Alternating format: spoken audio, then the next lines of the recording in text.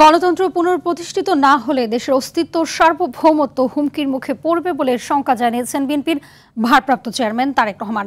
রাজধানীর কেআইবি মিলনায়তনে দেশ গড়ার পরিকল্পনা শীর্ষক কর্মসূচিতে তিনি এই শঙ্কার কথা জানান। নিজেদের দুঃখ কষ্ট ভুলে মানুষের চাওয়া পাওয়া হৃদয় দিয়ে অনুভব করতে নেতাকর্মীদের প্রতি আহ্বান জানান তারেক রহমান। রুদ্র রফিকের রিপোর্ট।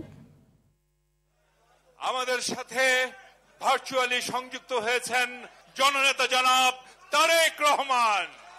রাষ্ট্র বিনির্মাণে দলের পরিকল্পনা নেতাকর্মীদের মাঝে তুলে ধরতে দেশ গড়ার পরিকল্পনা শীর্ষক এই কর্মসূচিতে ভার্চুয়ালি যুক্ত হয়ে বক্তব্য দেন বিএনপির ভারপ্রাপ্ত চেয়ারম্যান তারেক রহমান। আমাদের কাজের পরিধি হচ্ছে দেশের ২০ কোটি মানুষ।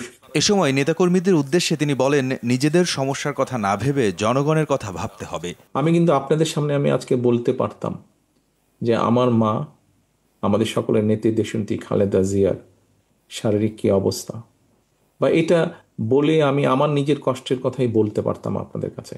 আমি কিন্তু সেটা আপনাদের সামনে তুলে ধরছি না। আমরা যদি সারাক্ষণ আমাদের নিজের কষ্টের কথা বলতে পারি, তো জনগণ কার কাছে যাবে? জনগণ কার কাছে গিয়ে তার কষ্টের কথা বলবে? জনগণের প্রতিনিধিত্ব করতে হবে। জনগণ যাতে আস্থা রাখতে পারে আমাদের উপরে, আমাদেরকে সেভাবে নিজেদেরকে গড়ে তুলতে হবে। দেশ ও জাতির কথা বিবেচনা করে ব্যক্তি স্বার্থ বিসর্জন দেওয়ার আহ্বান জানান তারেক রহমান। কে কয়বার ক্ষমতায় থাকবে আর কাকে কিভাবে আমরা সাইজ করব, রাজনীতির ভাষায় বললাম, এটি যদি আমরা চিন্তা করতে থাকি তাহলে তো হবে না। আপনাকে তো দেশ নিয়ে পরিকল্পনা করতে হবে।